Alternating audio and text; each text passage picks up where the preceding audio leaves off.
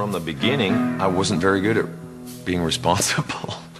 I can't even be responsible for my own behavior. How can I be responsible for a generation of bands? Please welcome Metallica!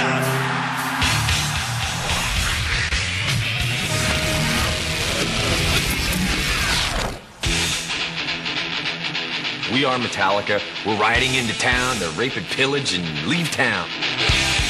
That's how we felt. We're 17, 18. We got stuff to say.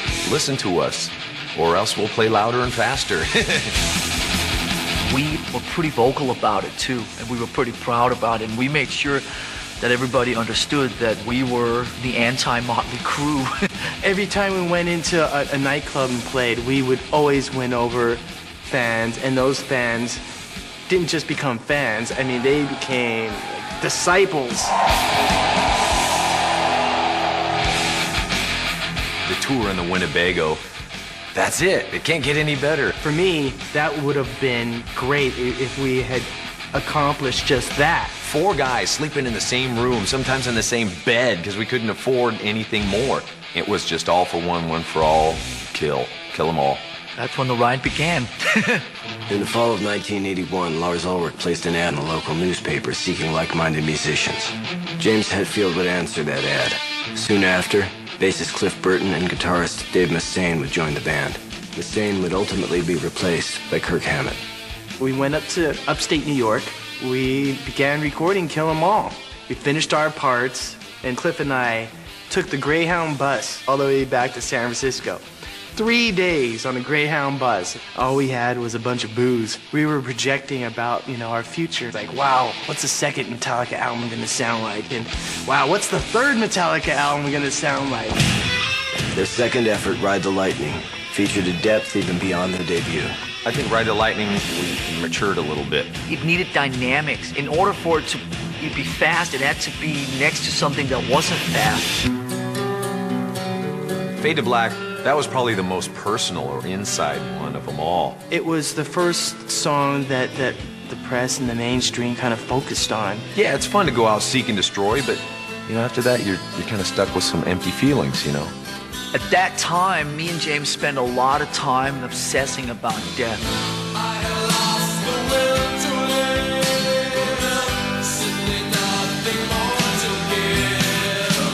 I remember going to my girlfriend's house at the time, walking in, and her sister was blasting Fade to Black over and over. Wow, that means something to somebody. Metallica's third album, Master of Puppets, took their sound to an even larger stage, landing them a high-profile arena tour spot supporting Ozzy Osbourne. We had a meeting, our manager looked us all in the eyes and said, your album's gone gold, and you all have enough money that when you get back to San Francisco, you can all buy a house. When it was time to take the band to the next level, Metallica alienated many of their core fans with the release of their very first video from 1988's anthemic One. A fan came up and spit on me, and I was like, what the hell was that for? You made a video, you sold out. You said you'd never make a video. It's like, whoa. When you release an album, then the first cut that's released to a radio station, you have to go do a video for that. And the question at the end of the day is why?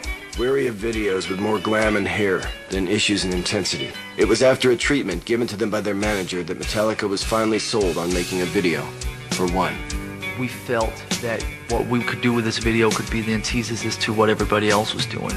We just felt we were involved, and we felt that we had something to say about what the videos were, and we were proud of them. It really changed our lives. See, that's us.